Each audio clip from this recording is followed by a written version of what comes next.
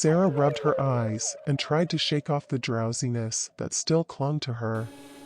But something felt off. She looked around, confused. This wasn't her bedroom. In fact, it wasn't even her house.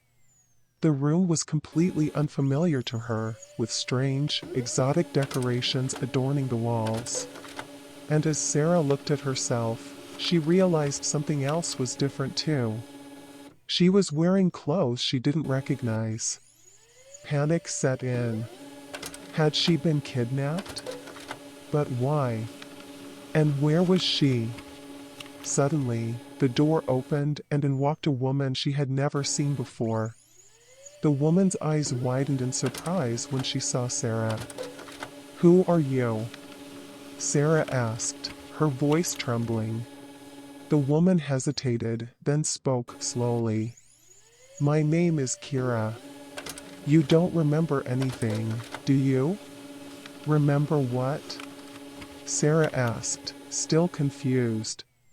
"Your name, your life, your world. None of it is real." "You're not from here," Kira said. Sarah's head spun with this revelation. She had been transported to a parallel universe where everything was different, including her own identity. Kira explained that Sarah was a traveler from another world, and that her arrival had been expected. Kira's people had been waiting for a savior to help them overthrow a tyrant who had taken over their government. Sarah was skeptical. How could she possibly help?